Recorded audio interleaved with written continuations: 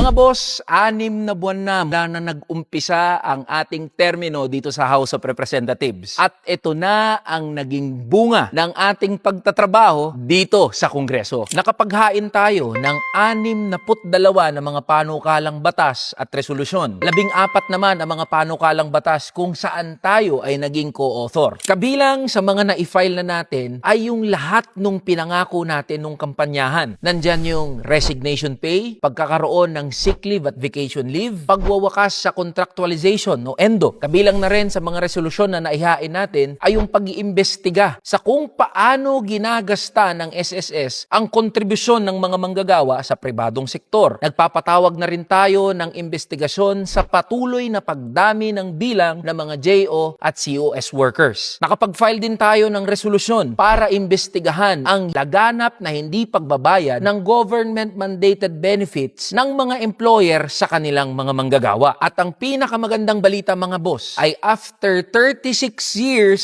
pumasa na sa komite ang panukalang batas na magbubuwag sa walang kwentang provincial rate. Perfect attendance din tayo sa plenary sessions at naging aktibo tayo sa mga committee hearings at plenary debates, lalong-lalo na nung budget deliberation para sa 2026 budget. Bukod sa gawain dito sa Kongreso ay nakapag-assist din tayo sa mahigit 5,700 na mga manggagawa sa kanilang mga reklamo at mga sumbong. Naging posible yan dahil sa pagtutulungan ng ating opisina at ng sumbungan ng kamanggagawa, kasama na rin si Batas Manggagawa, Attorney General Du. Lagi rin naming sinasabi na naging posible yan dahil nagpasya mismo ang mga manggagawa na tumindig at ipaglaban ang kanilang karapatan. Ginamit din natin ang ating opisina para maka-access sa iba't ibang mga programa at serbisyo para maibigay ito ng diretsyo sa inyo, mga boss. Kabilang na dito yung 1,400 na mga pasyenteng naasistihan at 13,800 na mga family food packs para sa mga kamanggagawa natin na naapektuhan ng bagyo at nasalanta ng iba't ibang mga kalamidad. Uulitin at bibigyan nating diin mga boss. Hindi namin pera to. Hindi pera to ng ating opisina. Pera nyo rin yan mga boss at nagiging kasangkapan lang ang kamanggagawa party list para mas mabilis na ma-access ng mga manggagawa at ordinaryong Pilipino ang mga serbisyong ito. Mga boss, pinagkatiwalaan ninyo at sama-sama nating ipinanalo ang ating party list. Kung anuman ang tagumpay at inaabot ng ating trabaho ay naging posible dahil sa inyo at sa pagtutulungan natin ng mga manggagawa at ordinaryong Pilipino. Marami na tayong nagawa ngayong taon pero hindi pa yan sapat mga boss. Sa susunod na taon, mas masipag,